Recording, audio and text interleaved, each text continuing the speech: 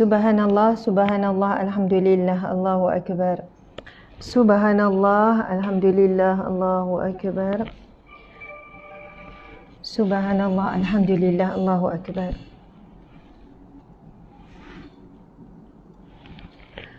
Subhanallah, subhanallah, alhamdulillah, Allahu akbar. A'udzubillahi minasyaitonirrajim. Bismillahirrahmanirrahim. Assalamualaikum warahmatullahi wabarakatuh. Alhamdulillah, alhamdulillahi rabbil alamin. Wassalatu wassalamu ala asyrafil anbiya'i wal mursalin wa ala alihi wa sahbihi ajma'in. Rabbi syrah lana sudurana wa yassir lana umurana wahlul 'uqdatam min lisanina yafqahu qawlana. Alhamdulillah, assalamualaikum warahmatullahi wabarakatuh. Apa khabar semua? Anda bersiaran daripada mana? Assalamualaikum. Apa khabar? Dan anda bersiaran daripada mana? Walaupun kita di alam maya, tapi kita umpama seperti di satu majlis, di satu tempat yang sama. Masya Allah, subhanallah. Sekarang kita sedang melalui saat-saat sukar. Saat sukar ini kita lalui bersama. Cuma berbeza sahaja tahap kesukaran tersebut. Masya Allah. Mudah-mudahan kita terus yakin bahawasanya janji Allah itu benar. La yukallifullahu nafsan illa wus'aha. Allah berjanji, Allah menyebutkan di dalam Al-Quran, tidak dibebankan. La yukallifullah. Allah tidak membebankan nafsan, manusia ataupun jiwa, melainkan mengikut kadar kemampuan. Subhanallah. Walaupun mungkin kita lihat ada yang impact, kesan PKP ni ujiannya sangatlah berat, sangatlah teruk, dan apa yang sedang dilaluinya pun sangatlah teruk, sampai tekanan jiwa, kemurungan dan sebagainya. Namun ia masih lagi dalam lingkungan kemampuannya untuk menghadapi dan kemampuan orang sekeliling untuk menghadapi. Jadi subhanallah, setiap ujian yang Allah tetapkan adalah untuk dirinya sendiri dan juga untuk orang sekeliling. Dan untuk kita, walaupun kita bukan di sekeliling mereka, tetapi untuk semuanya. Subhanallah, alhamdulillah. Apa khabar semua? Alhamdulillah. Daripada Rawang, Wan Juliana. Nur Hashikin Zulfakar. Dari rumah. Ya, betul-betul. Bijak. Dengar daripada rumah, betul. Siti Syahibul. Norma Johar. Quina. Daripada Cerah Rafatin. Nanti saya tengok ya sahabat-sahabat di page pula. Okey. Fatwolf. Ya, subhanallah. Sharifah Hussein. Alhamdulillah.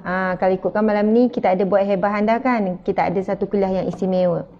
Manakala sahabat di FB page, sahabat-sahabat boleh share ya. Mula share. Kita belum mula lagi ni. Tu mukadimah sikit tu. Subhanallah, ada Rosli Ahmad, Syaikhiyah Azman, Suria Pagi. Subhanallah, ada Siti Anissa, Nur Hayati Muhammad Ali, Wan Rusmini, Wan Zain dari Temerloh, Azwani Jamil. Terima kasih sudi hadir ya. Terima kasih banyak-banyak sahabat. Terima kasih. Musa bin Umair. Terima kasih yang bagi star. Jangan lupa bagi star. Ia sangat membantu kerja dakwah, kerja amal. Masyita Zulkifli, Suhaili Nesa daripada Ampang. Ya, subhanallah, ada daripada Taiping. Filza Hawa, Fazila, waalaikumsalam. Cik Nun Abu Bakar, Ainun Sarah. Subhanallah. From Singapore, with love. Seri Ayu, subhanallah. Okey, Syekhia Azman daripada Kelantan. Masya Allah. Nadia Nurul daripada Dungun. Adinda Aika, waalaikumsalam. Masya Allah. Terima kasih Wan Rashidah bagi 50 sen. Bagi 50. Oh, ada tulis ya. Oh, ada yang bagi 100 sen. Azizah Atan, terima kasih banyak. Ada bagi love appreciation. Lepas tu ada naik, apa tu nama, naik api 25 week streak. Oh, memang hebat. Saya pun tak tahu ni. Ada maksud-maksud ni. Puan Azizah Atan, terima kasih banyak. Cik Muhammad Nur Amin, waalaikumsalam. Masya Allah. Okey. Alhamdulillah, muslimin muslimat dimati Allah sekalian, marilah sama-sama kita mulakan dengan bacaan Ummul Kitab Al-Fatihah. Sama-sama baca ya, Al-Fatihah, baca sama-sama. A'udzu billahi minasy syaithanir rajim. Bismillahirrahmanirrahim.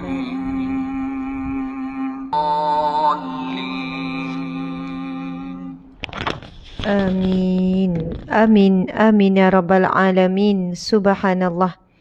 Subhanallah. Alhamdulillah, muslimin muslimat dimati Allah sekalian. Terlebih dahulu saya ingin mengucapkan jutaan terima kasih kepada pihak penganjur majlis ilmu kita pada malam ini. Penganjurnya ialah Masjid Tepian Putera, Kuantan, Pahang. Masjid Tepian Putera, Kuantan, Pahang. Masya Allah. Terima kasih kepada yang dihormati Datuk Hamdan bin Hussein. Datuk Hamdan bin Hussein merupakan Datuk Bandaraya Kuantan selaku pengerusi Masjid Tepian Putera, Kuantan. Masya Allah. Seterusnya ahli jawatan kuasa Masjid Tepian Putera, Kuantan. Seterusnya muslimin muslimat yang dikasihi sekalian. Masya Allah.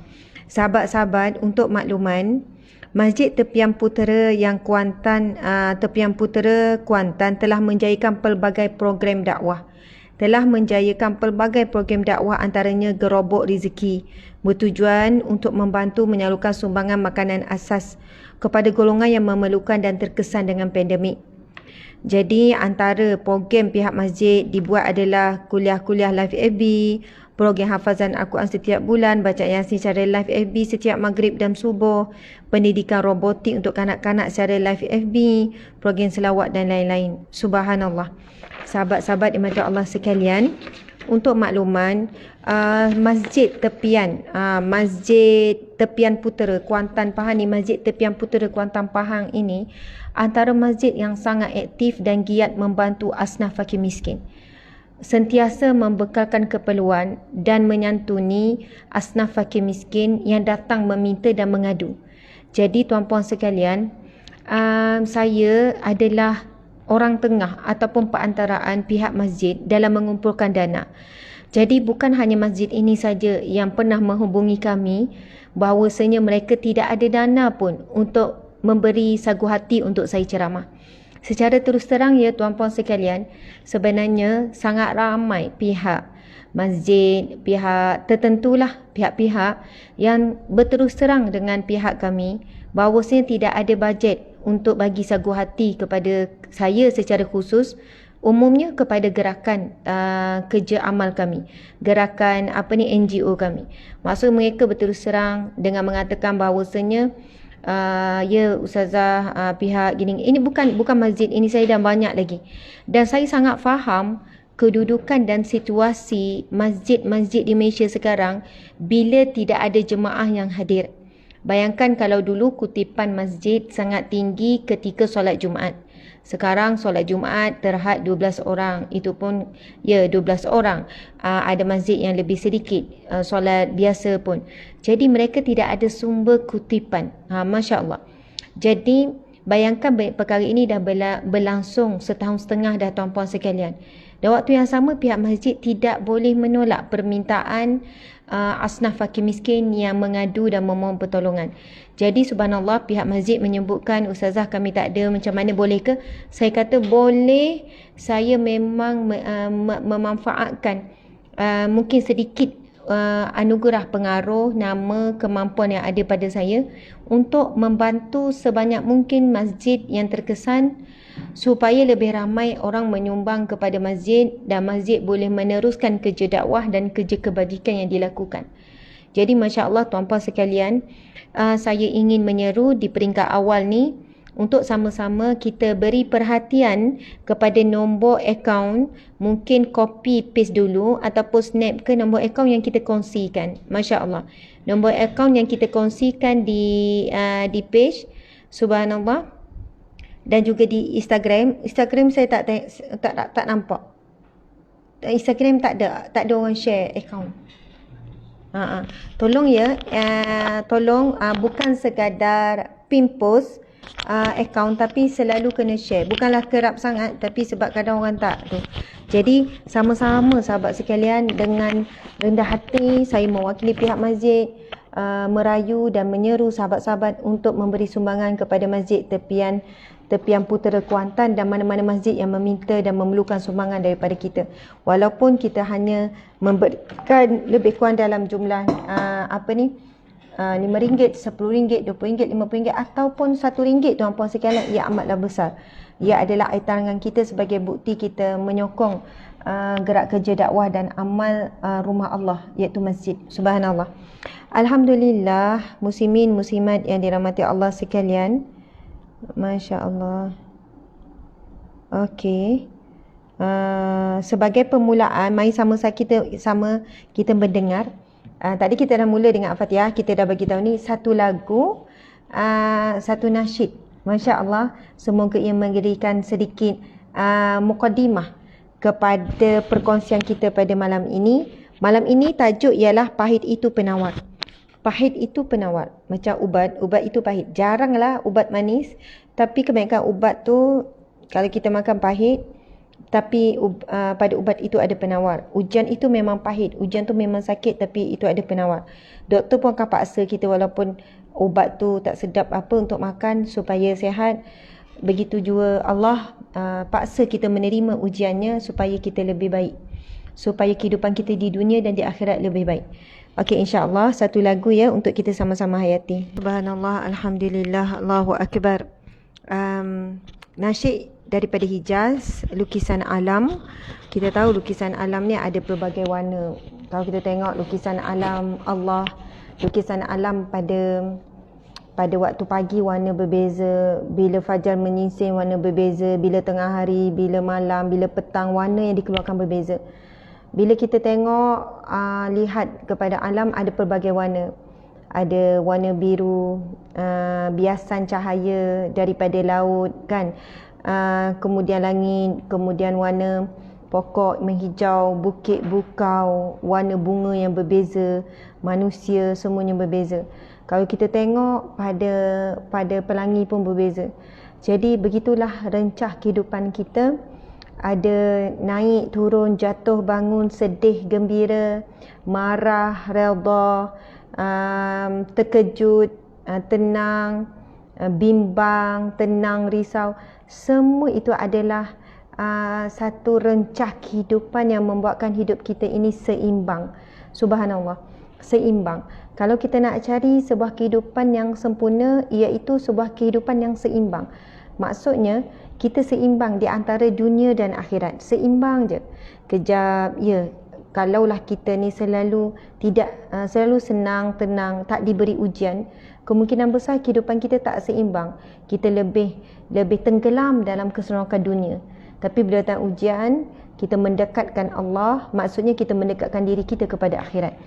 Baiklah, sahabat-sahabat yang mati Allah sekalian, tajuk kita pada malam ini iaitu pahit itu penawar.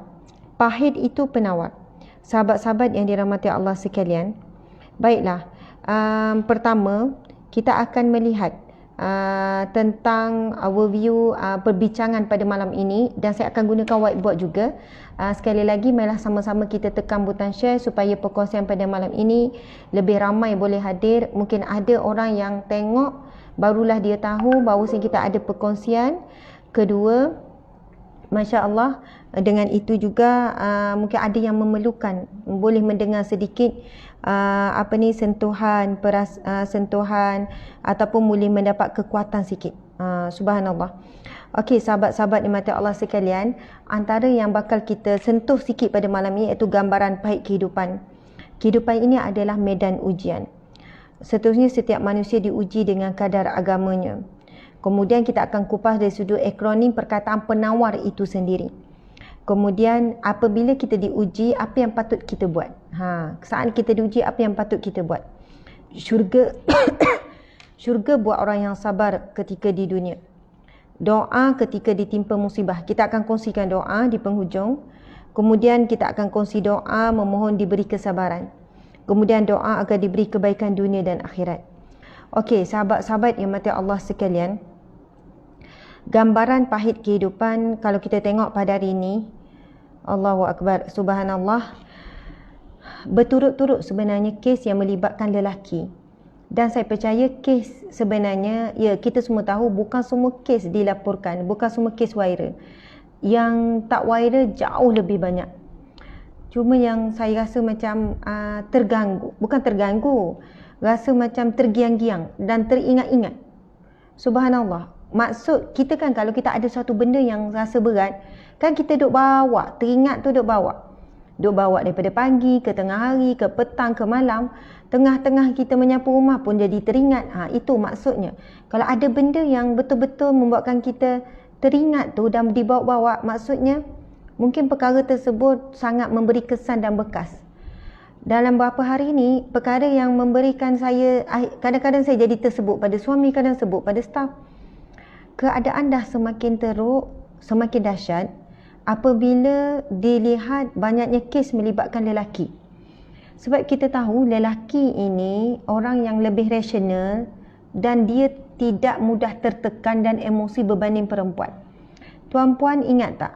Bermula dengan kes seorang lelaki kemurungan lalu mengunci anak dan isterinya di rumah. Viral satu hari. Susulan lepas itu lelaki pula menjadi hilang akal, hilang kewarasan. Maaf kalau kita dah menjadi hilang akal, hilang waras lah, perkataan yang pendek gila, sampai perlu dirawat dalam ward sakit jiwa dengan keadaan dia berlari sana sini daripada seorang yang periang, normal dan sebagainya. Kemudian yang ketiga pula, lagi mengejutkan, seorang lelaki juga suami bunuh diri terjun daripada tingkat 10. Kerana apa? Ketiga-tiganya melibatkan perkara yang sama. Kehilangan kerja, kehilangan punca pendapatan. Subhanallah, saya percaya bagi seorang lelaki yang bertanggungjawab, memang punca pendapatan rezeki ada menjadi satu beban yang sangat berat bagi mereka. Tanggungjawab. Mereka tidak sanggup melihat isteri dan anak-anak lapar. Mereka takkan sanggup, lelaki yang baik takkan sanggup melihat anak isteri terpaksa keluar daripada rumah sewa kerana dihalau tak mampu bayar sewa. Tuan-puan, di bawah NGO Sahabat Amal Care, kita banyak menanggung sewa asnaf.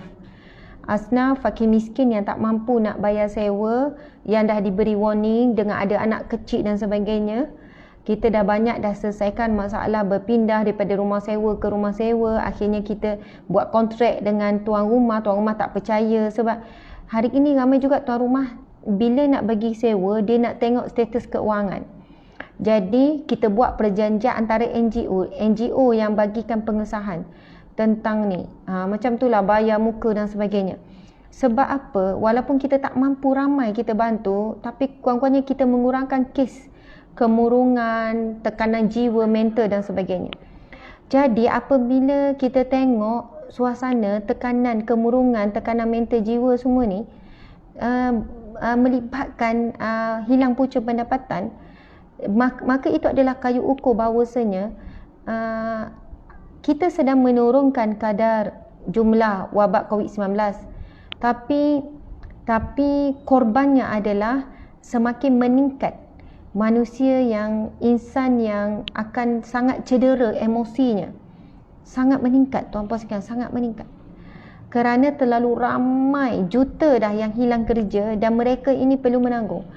Tuan-puan yang mati Allah sekalian, bukan mudah dalam situasi sekarang kita nak sebut sabarlah, sabar, tenanglah, banyakkan zikir, banyakkan istighfar, baiki solat. Ya, dalam situasi tertentu itu memang satu jawapan ataupun nasihat yang terbaik. Namun bagi orang yang betul-betul dalam kesukaran, dalam kesulitan, yang tidak ada makanan, tidak ada beras, yang anak kecilnya sudah tak ada susu, hanya diberi air gula, nak beli Milo pun tak ada, hanya air gula. Subhanallah tuan-puan sekalian, ia bukan perkara yang mudah bagi ibu bapa nak menghadapi situasi anak kecil perlu diberikan minuman seperti itu tuan-puan sekalian. Soalannya, ibu ayah kalau lapar tak apa, jangan anak kecil yang lapar. Ibu ayah sedih tak apa, jangan anak yang sedih dan sakit. Macam tu ibaratnya. Dan itulah realiti kehidupan hari ini tuan-puan sekalian. Ramai yang jatuh miskin tiba-tiba mengejut. Dan kadar tuan-puan dan tuan-tuan sekalian,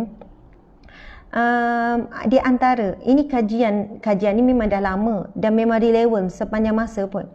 Antara 3 punca tertinggi, 3 punca yang paling utama, 3 punca yang paling utama menjadi 3 punca, 3 stres, tingkatan stres yang paling tinggi yang boleh menyebabkan manusia hilang akal, hilang waras. Pertama, kehilangan orang yang sangat dicintainya. Yang kedua, kehilangan punca rezeki. Yang ketiga, dihalau. Jadi pada saat ini sekarang, ini 3 ujian yang sentiasa dan semakin meningkat. Kehilangan orang tersayang, jadi ramai orang yang perlukan rawatan dan kemurungan, tekanan. Kalau kita tengok KKM share, panggilan yang paling tinggi adalah berkenaan dengan trauma kehilangan orang yang tersayang tiba-tiba. Kehilangan suami, kehilangan isteri. Tiba-tiba je anak kecil kehilangan ibu, kehilangan ayah.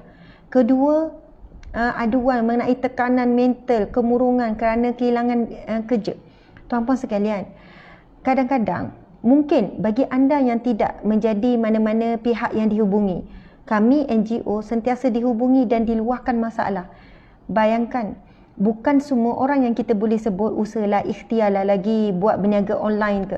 Yang mengadu ni tuan-puan sekalian yang tak reti langsung online. Pakcik, makcik, contohnya pakcik-pakcik, pekerja buruh kasar di kampung. Kan tak ada pun media sosial apa.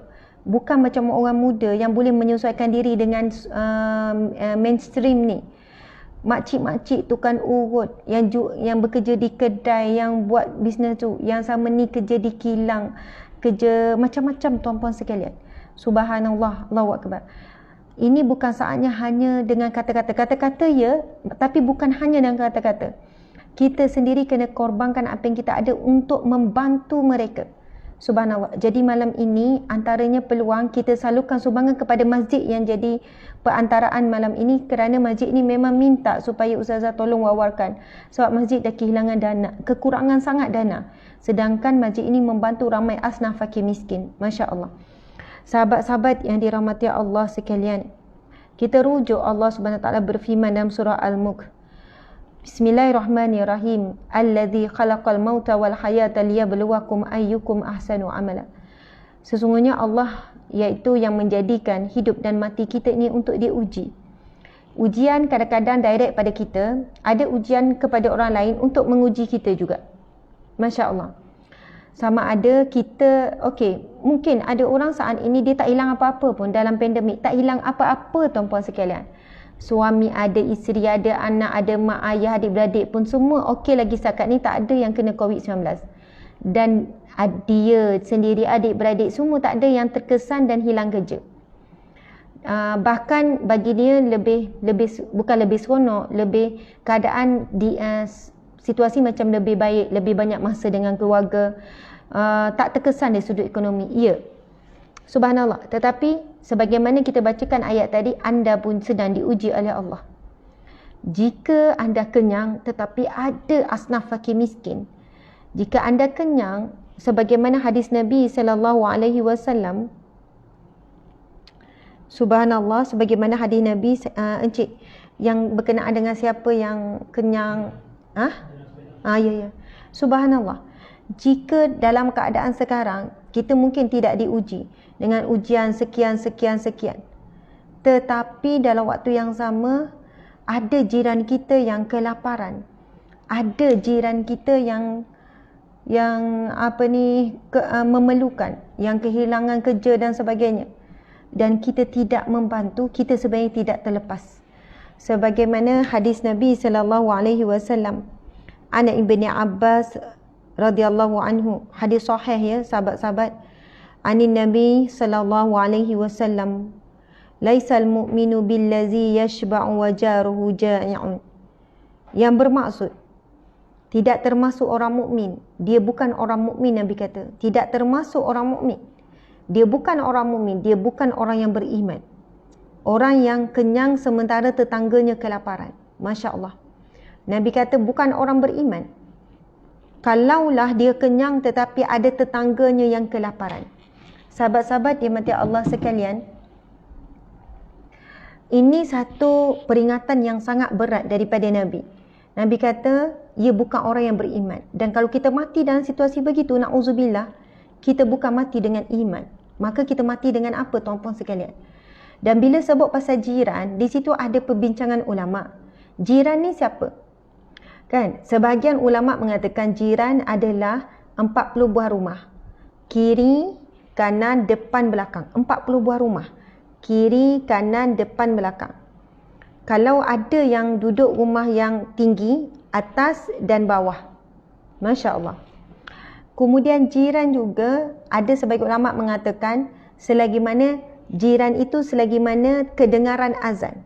Maksudnya kalau ada masjid, rumah dia ni mana yang azan sampai, itu jiranlah semuanya. Ada lagi lah definisi-definisi jiran.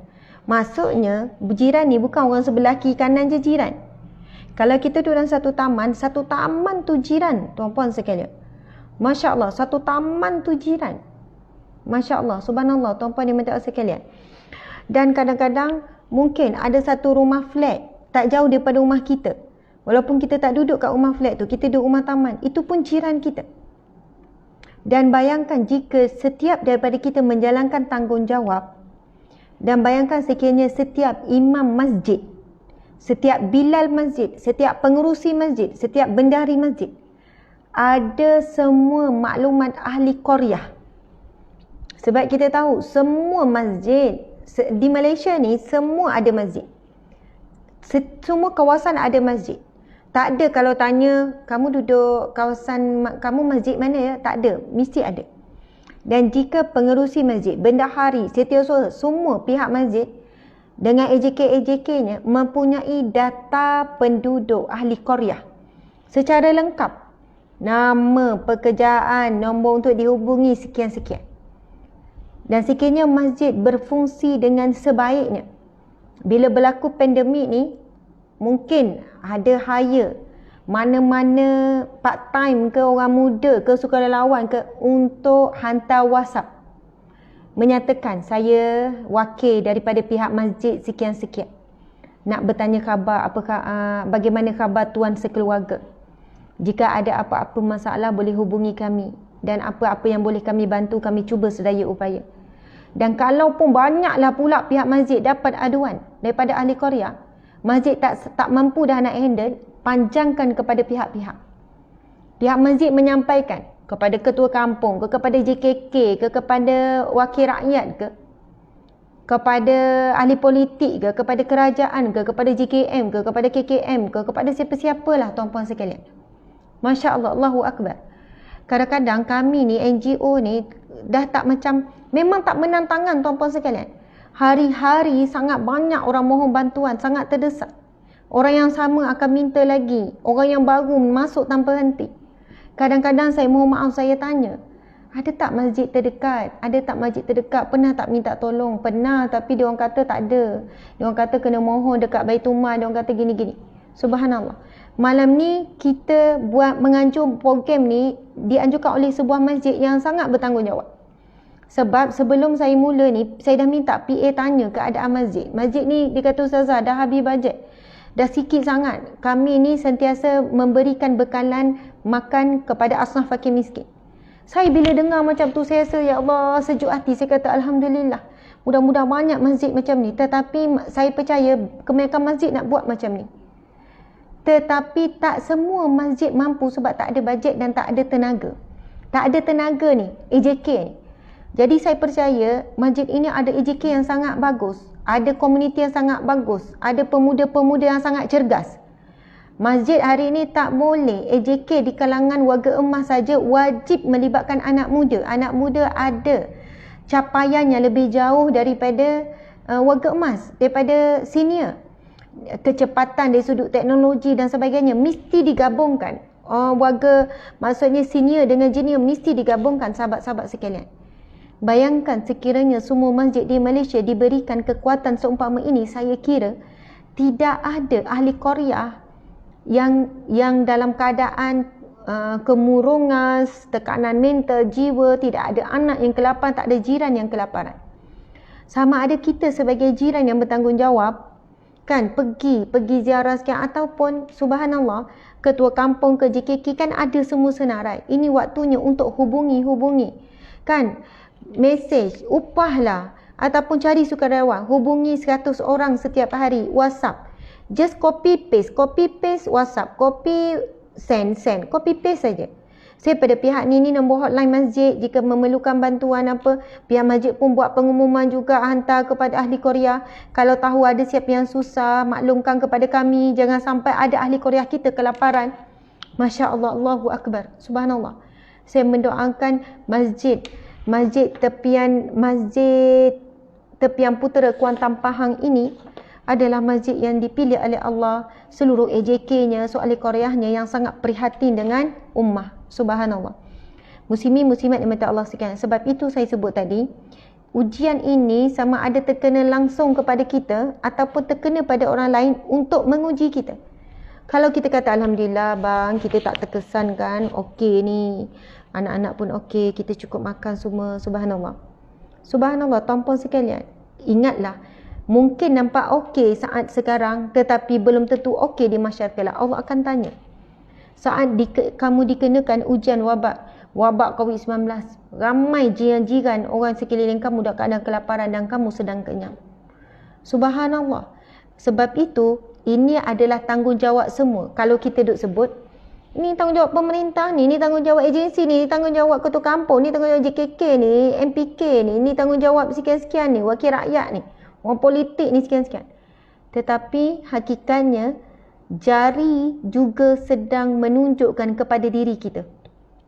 Kita juga tidak terlepas. Subhanallah, ustazah susah hati pula dengar ustazah cakap macam tu. Habis tu macam mana ni? Makcik ni tak reti lah nak pergi cari orang susah. Makcik ni kau nak, tak tahulah, makcik rasa dalam taman ni tak ada orang susah. Tak reti lah nak pergi tanya, sudah dah lah. Apa yang boleh kita buat supaya mudah-mudahan Allah terima usaha kita ini sebagai salah satu cara kita memberikan ataupun menjalankan tanggungjawab dalam situasi sekarang.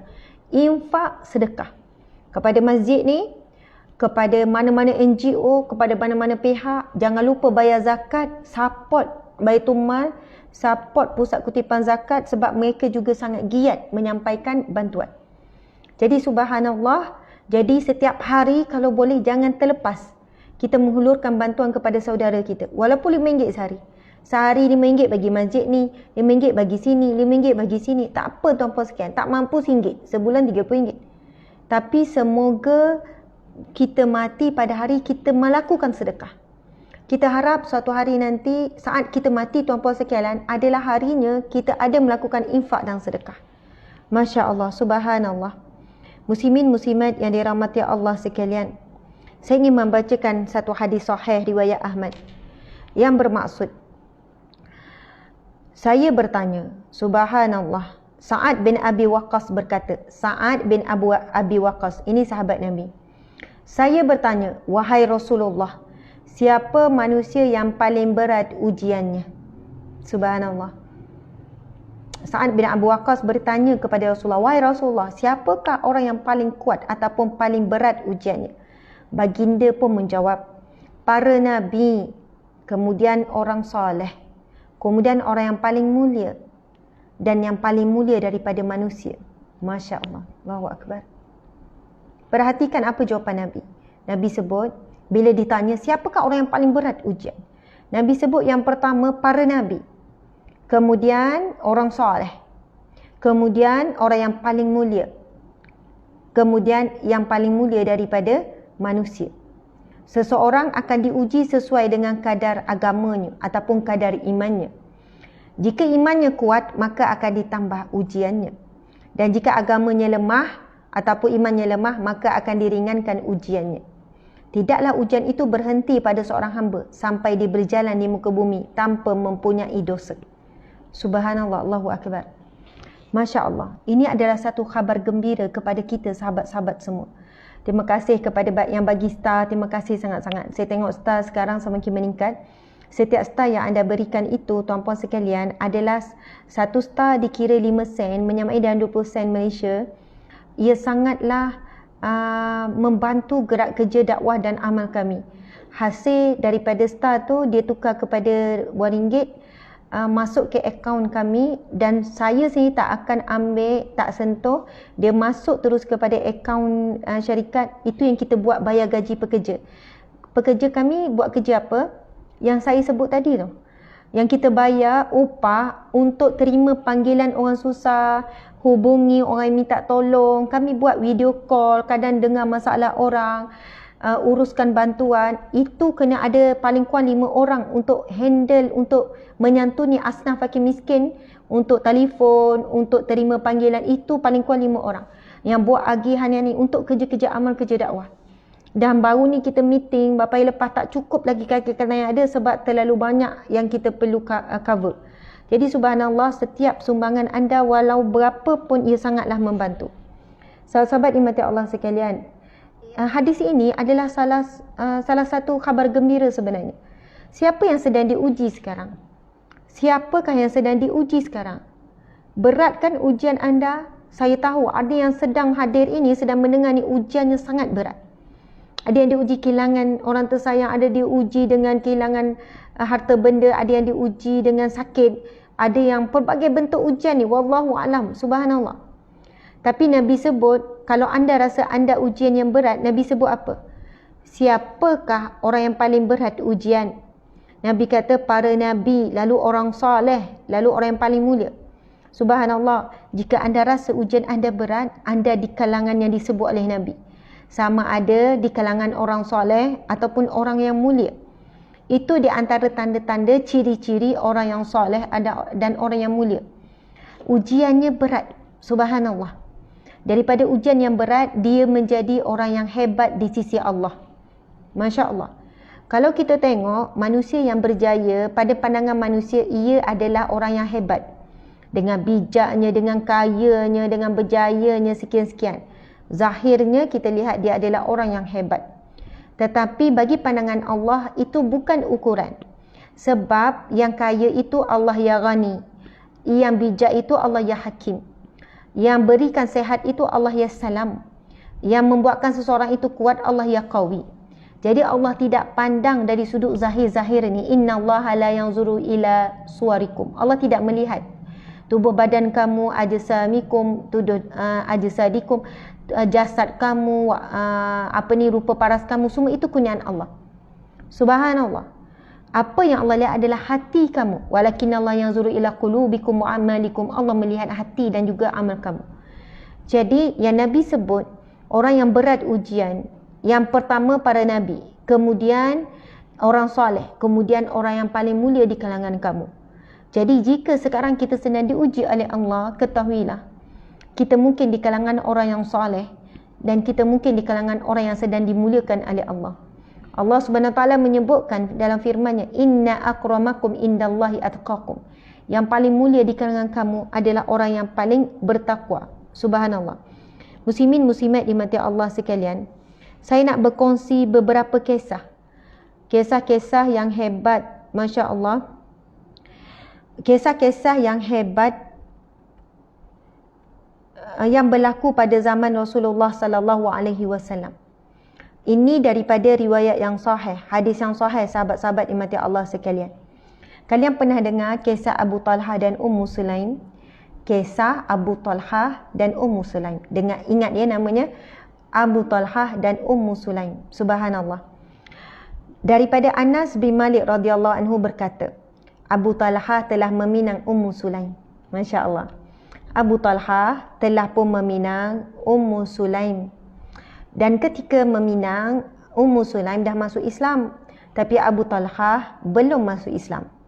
Lalu Ummu Sulaim menjawab, demi Allah, tiada lelaki seperti engkau wahai Abu Talha yang patut ditolak pinangannya. Masya Allah. Ummu Sulaim jawab, demi Allah, tiada lelaki sebaik engkau ni yang aku patut tolak pinangan ni. Maksudnya Ummu Sulaim mungkin suka juga ke Abu Talha sebelumnya lagi. Ummu Sulaim memberi jawapan yang sangat manis.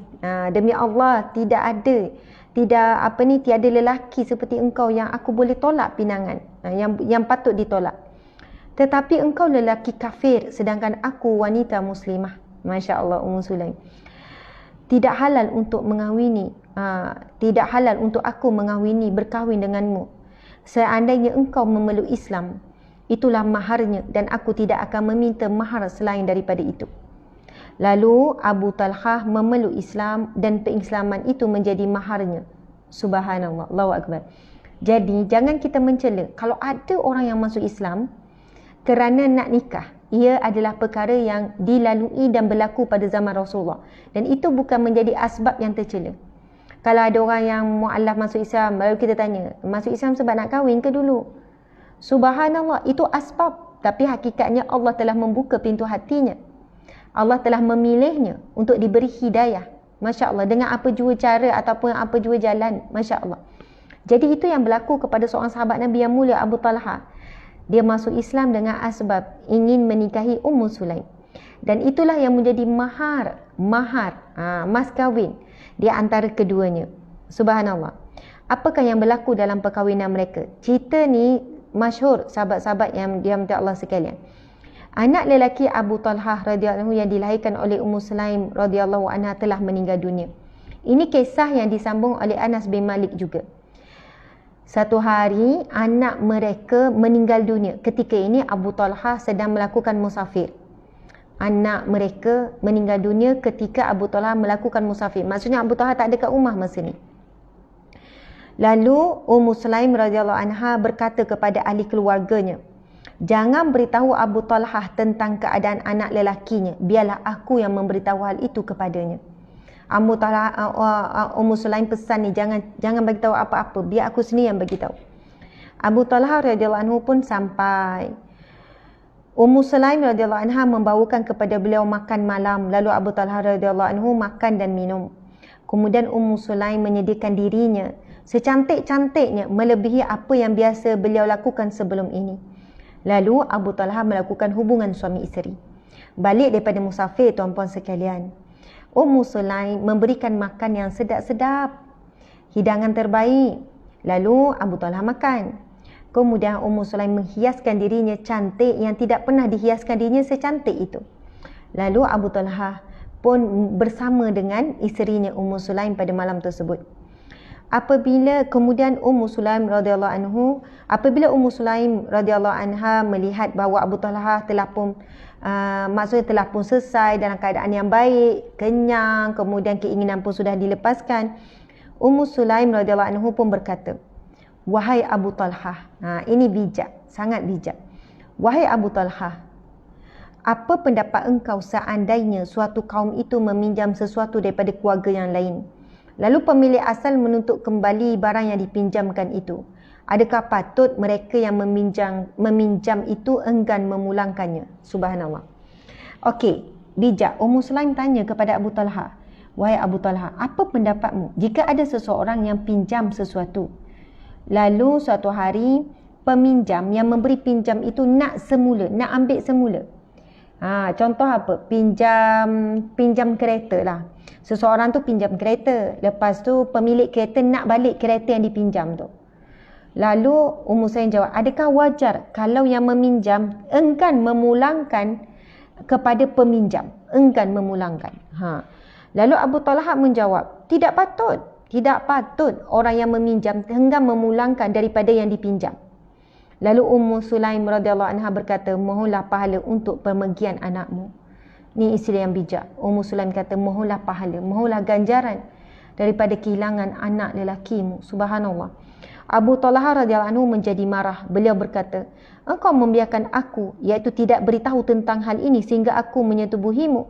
Kemudian baru engkau beritahu aku tentang keadaan anak lelakiku. Marah Abu Talhah ni. Engkau tak bagi tahu aku apa-apa. Aku dah sampai, dah makan, dah bersama apa semua, baru bagi tahu. Beliau terus menemui Rasulullah sallallahu alaihi wasallam dan memberitahu baginda sallallahu alaihi wasallam apa yang telah berlaku. Rasulullah sallallahu alaihi wasallam menjawab, barakallahu lakuma fi ghabiri lailatikuma.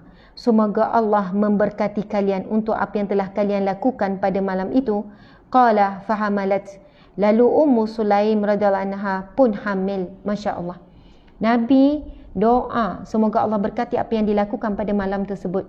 Lalu tak lama selepas itu, hasil daripada persetubuhan malam tersebut, suami isteri ini lahir, mengandunglah Ummu Sulaim. Dan ceritanya ada lagi, akhirnya lahirlah seorang anak, dia berikan nama Abdullah, seorang pejuang agama Allah, seorang yang hebat, subhanallah, muslimin muslimat di mata Allah sekalian. Kisah ini salah satu kisah, kalau nak cerita kisah sangat banyak. Kisah Rasulullah sendiri, kisah para Nabi, kisah Nabi Ayub alaihissalam yang sangat dahsyat, ujian sakit yang sangat berat. Subhanallah, yang mana sakit itu pahit, ujian itu pahit, kehilangan itu pahit, tetapi ia menjadi satu penawar, Masya Allah.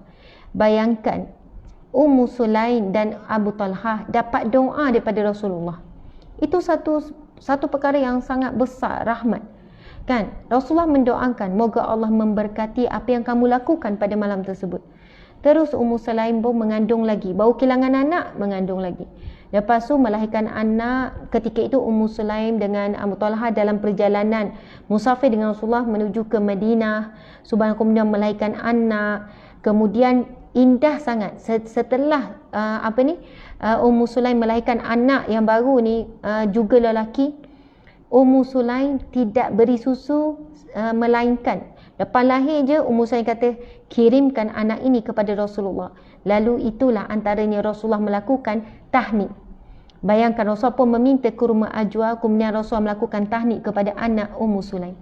Subhanallah, memang pahit ujian Allah, tapi Ummu Sulaim seorang wanita yang sangat tenang, yang sangat bijak, wanita soleha. Bagaimana dia cuba menyampaikan berita sedih itu dalam situasi yang dia fikir yang terbaik untuk suaminya. Masya Allah.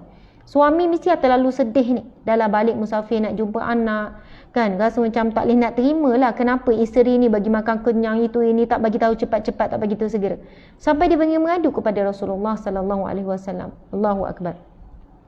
Sahabat-sahabat yang dirahmati Allah sekalian, kalau kita faham dan kalau kita baca pula kisah dalam surah Al-Kahfi, iaitu kisah Nabi Khidir alaihi salam, kisah Nabi Khidir dan juga Nabi Musa alaihi salam. Kan kisah itu pun diceritakan oleh Rasulullah sallallahu alaihi wasallam, yang mana Rasulullah pernah bersabda menceritakan suatu hari Nabi Musa alaihi salam ditanya. Subhanallah.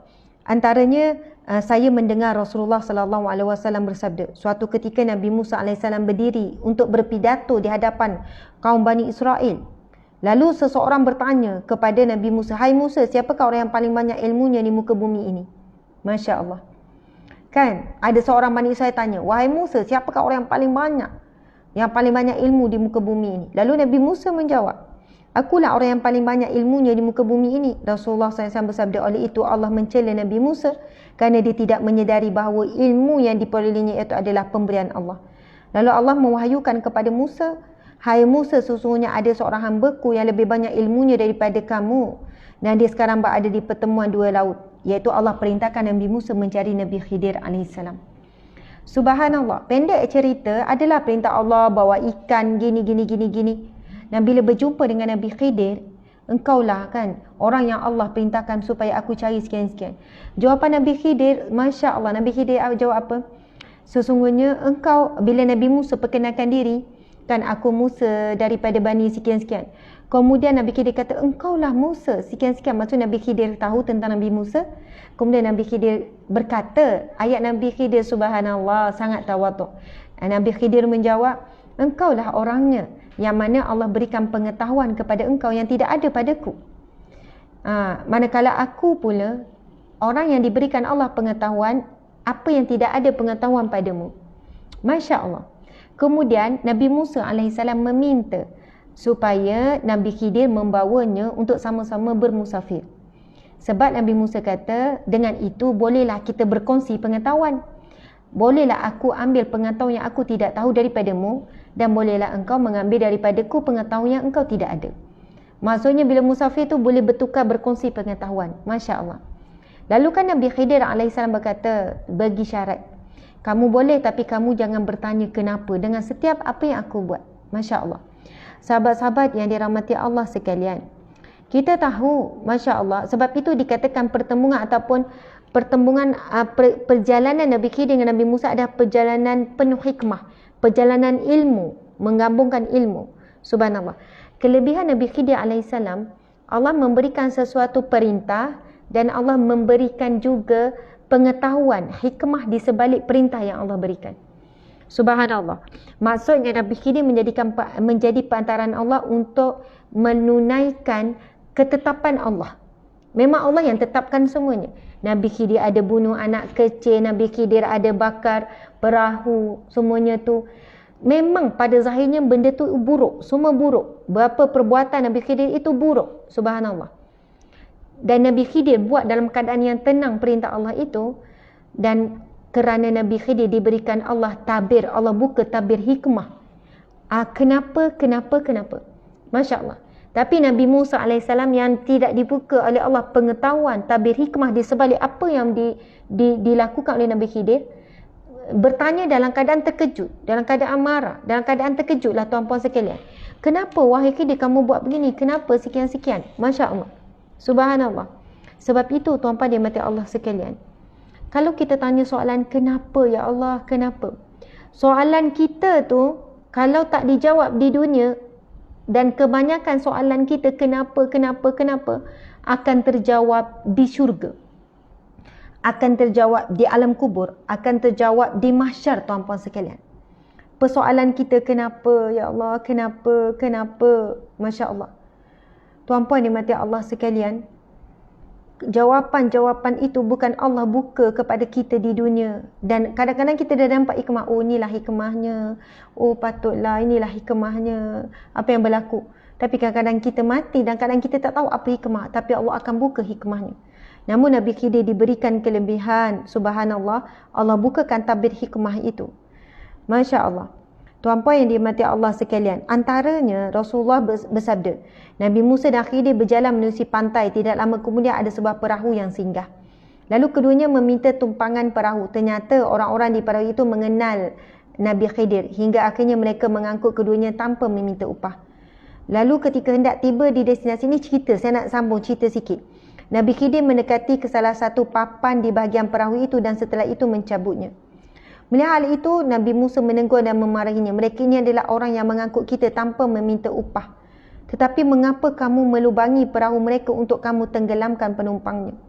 Nabi Khidir menjawab, bukankah telah aku katakan kepadamu bahawasanya kamu sekali-kali tidak akan sabar ikut bersamaku?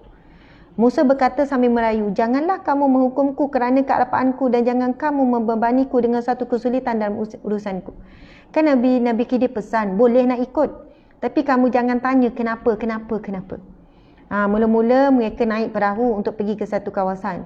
Dan orang yang bagi tumpang tu tak ada minta upah, tapi Nabi Khidir telah melubangi, kan, merosakkan perahu tersebut sehinggalah air masuk. Macam itulah. Kemudian mereka pun turun daripada perahu tersebut ketika keduanya sedang berjalan di tepi pantai.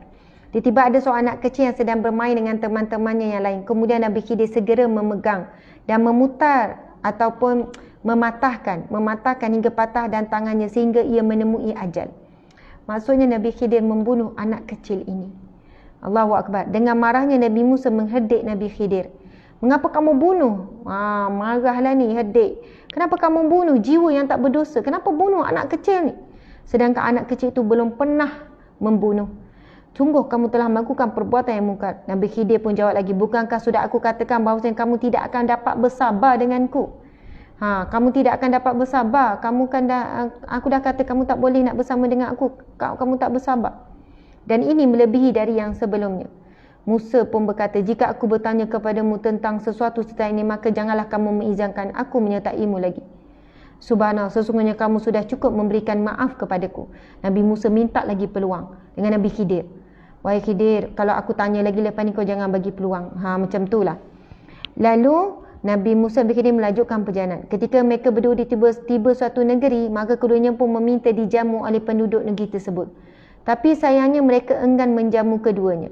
Lalu keduanya mendapati sebuah dinding rumah yang hampir roboh dan Nabi Khidir pun terus menegakkannya, memperbaikinya. Masya Allah.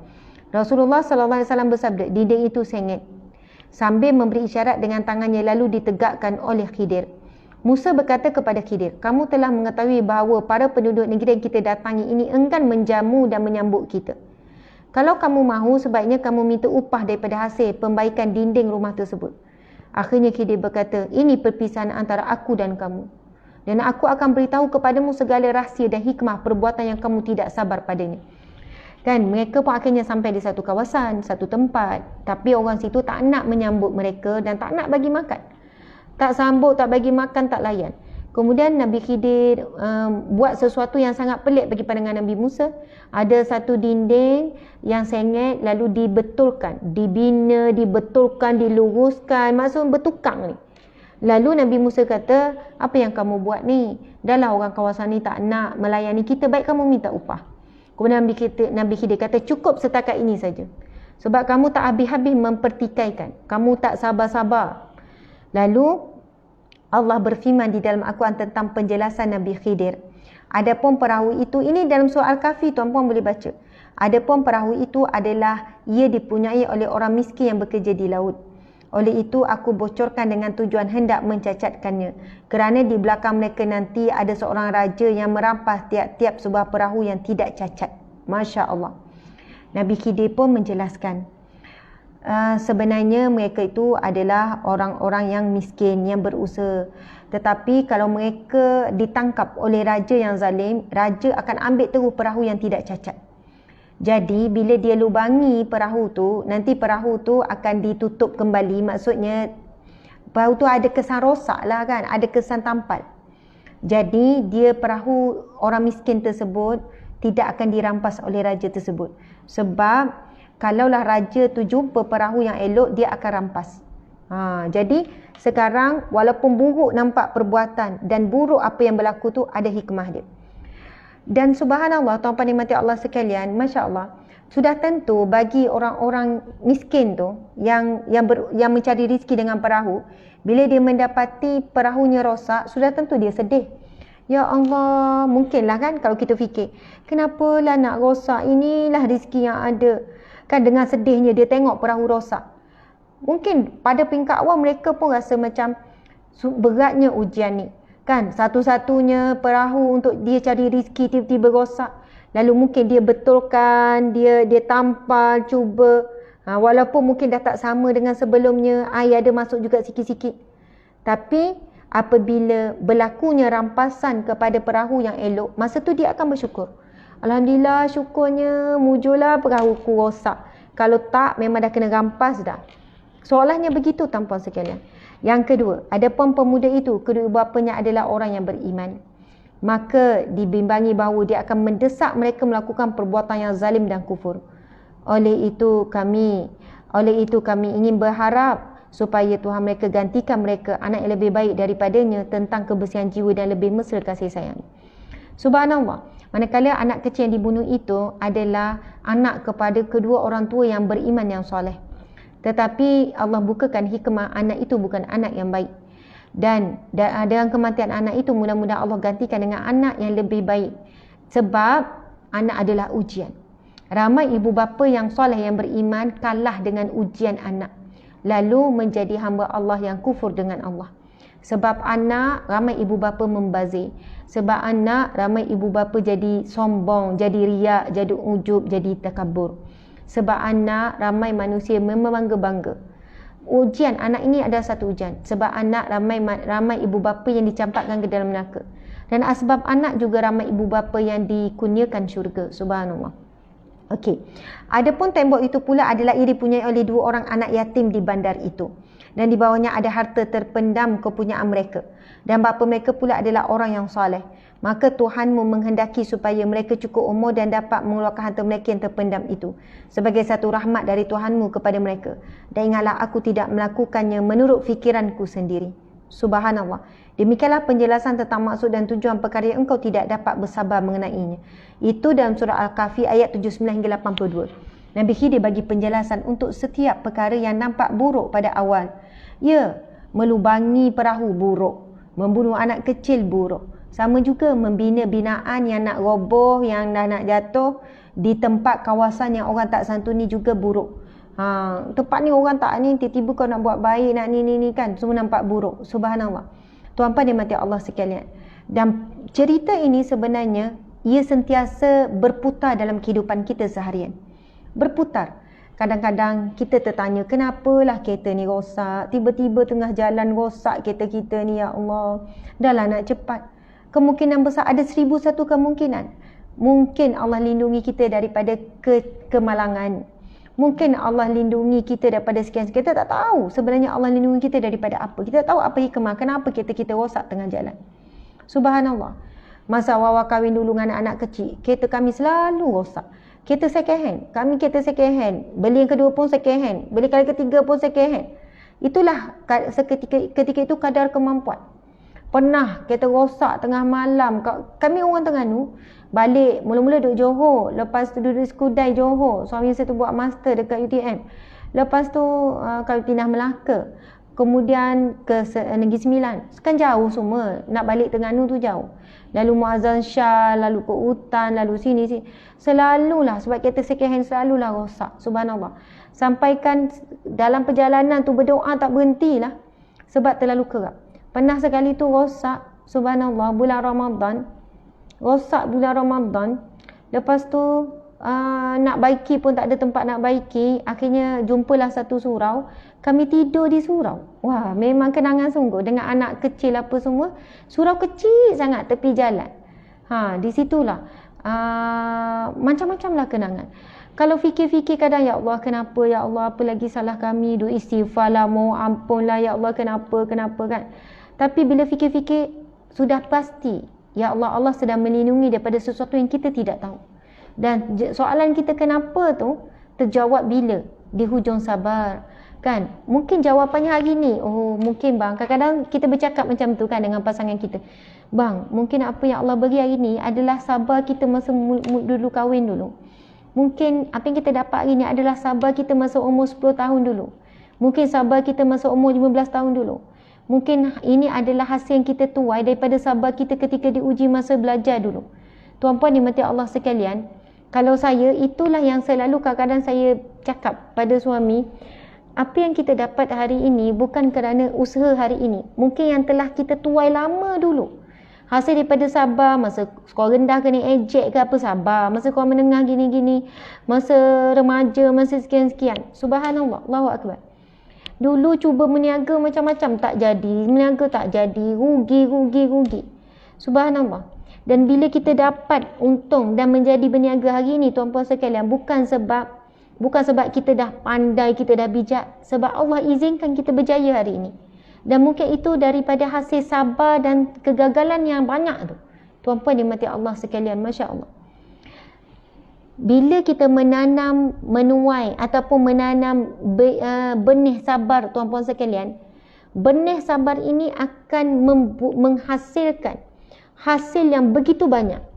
Kalaulah kita menanam benih kan? Kalau kita menanam pokok ataupun benih pisang ataupun benih apa encik? Menanam benih sawi. Okeylah, menanam benih sawi. Yang keluarnya apa? Sawi lah tuan-puan sekalian. Takkan keluar pisang pula kan? Tapi kalau kita menanam benih sabar, yang terhasil terlalu tak boleh nak bayangkan. Benih sabar ni yang terhasil, Allah berfirman, innama yuwaffas sabiruna ajrahum bighairi hisab.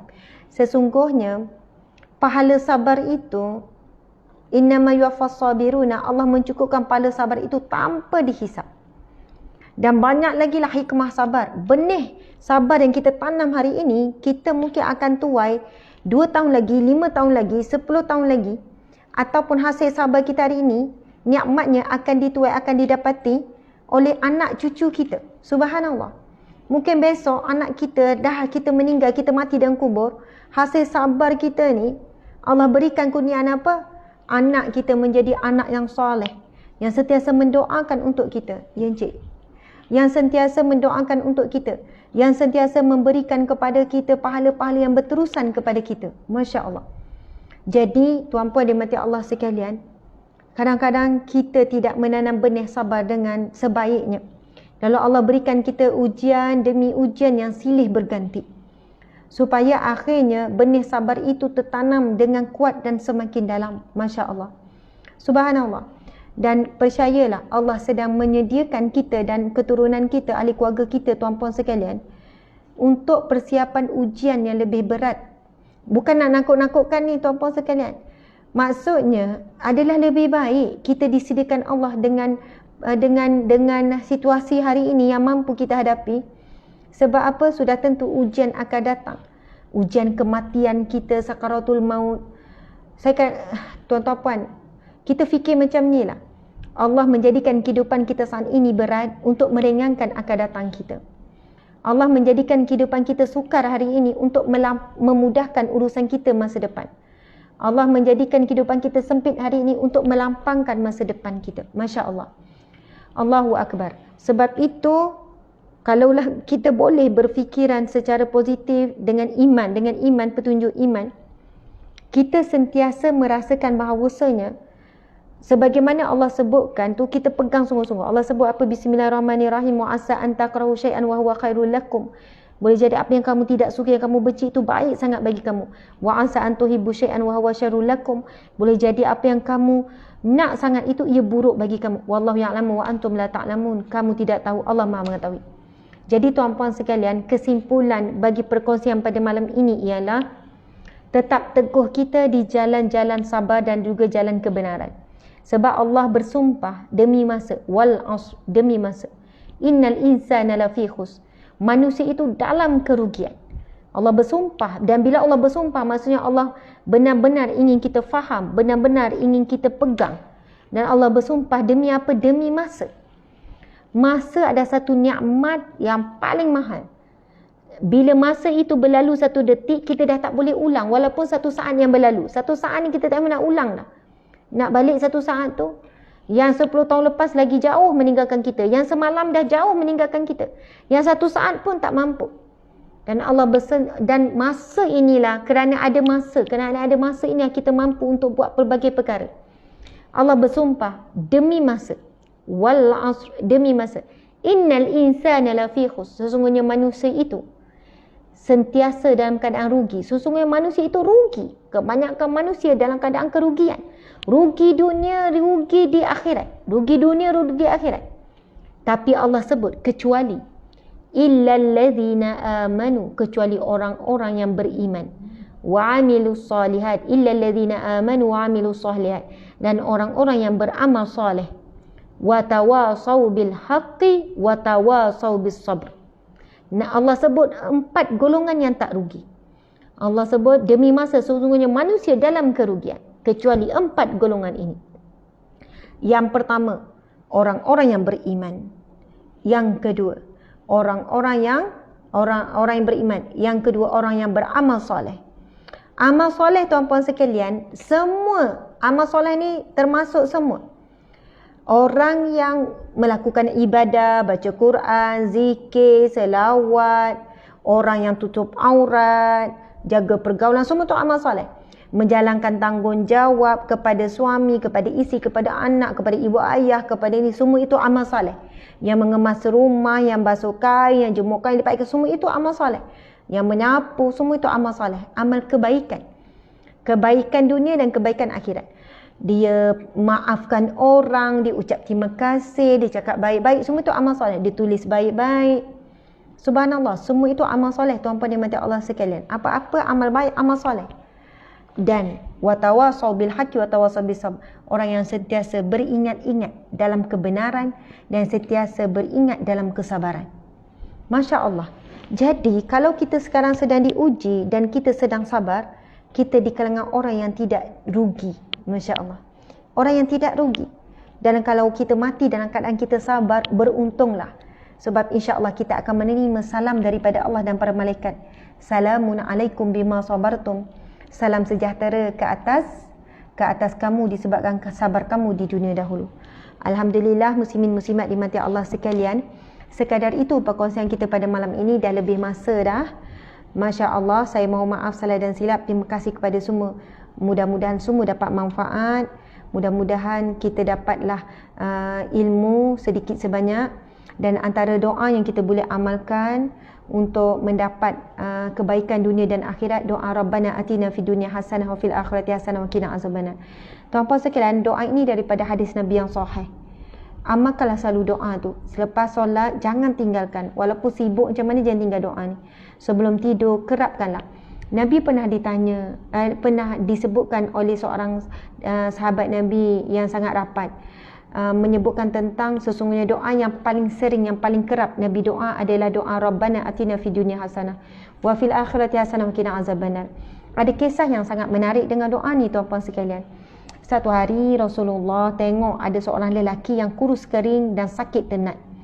Dan Nabi kata lelaki ni dia punya kurus kering macam anak burung yang kecil yang kurus kering.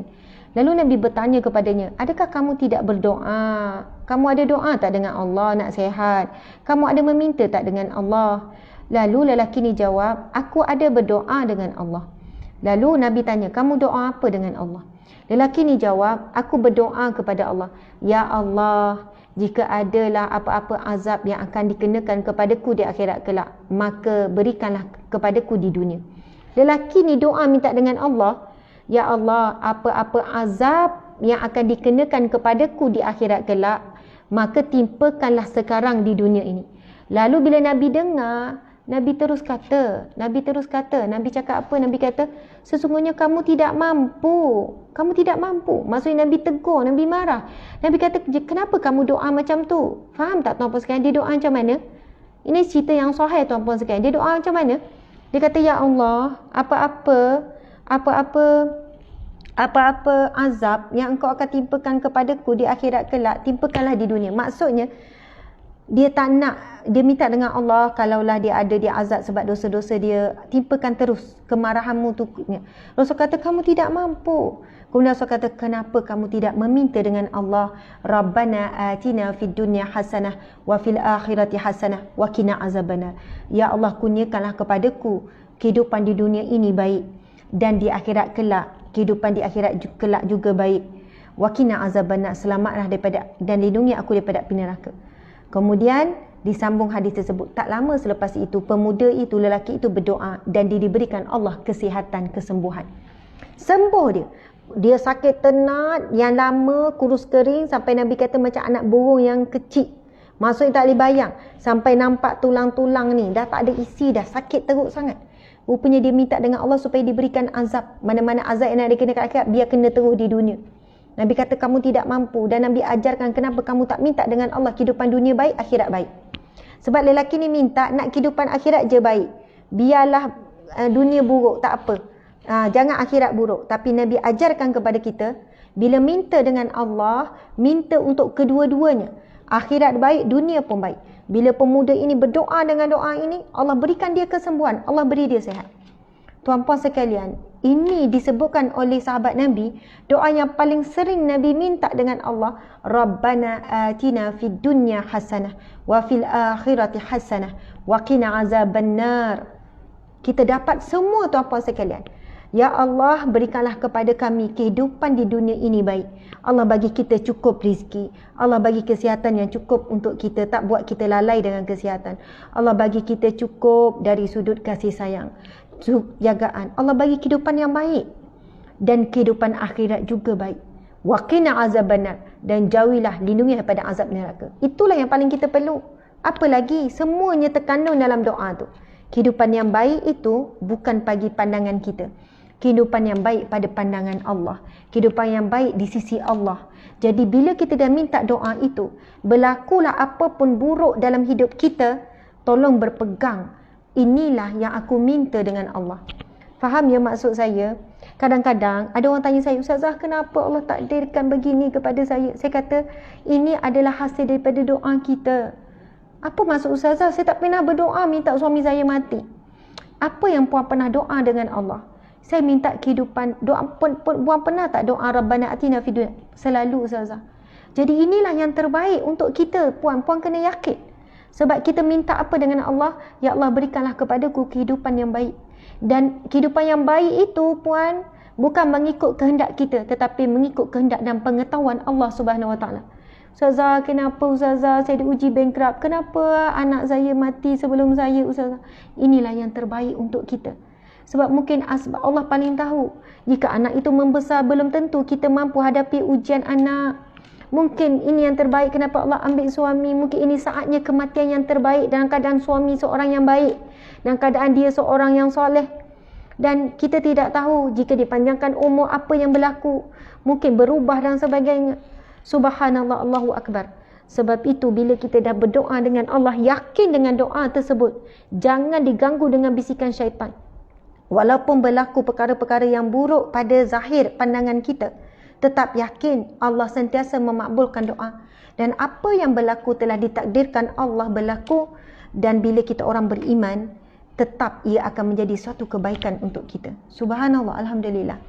Muslimin muslimat nikmati Allah sekalian, saya ucap terima kasih kepada semua, terutamanya, bukan terutamanya semua, yang bagi star, yang tak bagi star, yang hadir, yang berkongsi, yang share, dan kepada penganjur. Dan jangan lupa, sebagaimana yang kita serukan daripada awal, yang kita rayukan, marilah sama-sama kita menyumbang kepada Masjid Tepian Putera Kuantan Pahang yang banyak menyantuni asnaf fakir miskin. Pada perkongsian ada bank muamalat dan bank Al-Rajhi Bank. InsyaAllah habis je ni, kita terus transfer sama-sama insyaAllah. Sekian, wabillahi taufiq wal hidayah. Assalamualaikum warahmatullahi wabarakatuh. Subhanallah. Ada yang tanya, Ustazah, mana nak dapat doa tu? Cari saja dalam internet, boleh Google, boleh search Rabbana atina fid dunya hasanah, ataupun doa memohon kebaikan dunia akhirat. Google cari doa memohon kebaikan dunia dan akhirat. Nanti tuan-puan boleh jumpa saja. Kalau boleh print, baca selalu sebanyak mungkin dengan yakin insya-Allah. Nanti apa pun berlaku walaupun buruk, kita akan sangat tenang menghadapi, sebab kita tahu itu adalah Allah sedang memakbulkan doa kita. Kita akan tenang, tuan-puan sekalian, jangan bimbang. Bila kita amalkan doa ni selalu, apa pun yang berlaku walaupun buruk, kita akan tenang dan cepat terima dan cepat redha. Sebab kita akan pergi balik pada diri kita, ya Allah, Allah sedang memakbulkan doa kita dengan caranya. Tuan-puan sekalian, insya-Allah mudah-mudahan diberikan kekuatan untuk hadapi ujian Allah. Ingatlah, pahit itu penawar. Subhanallah, di hujung derita ada bahagia. Semoga satu hari kita ditemukan Allah dan disatukan di syurganya. Amin ya rabbal alamin. Sekian sekali lagi. Assalamualaikum warahmatullahi wabarakatuh. Kita tangguhkan majlis kita dengan tasbih kafarah dan surah Wal-Asr. Bismillahirrahmanirrahim. Subhanakallahumma wa bihamdika asyhadu an la ilaha illa anta astaghfiruka wa atubu ilaih.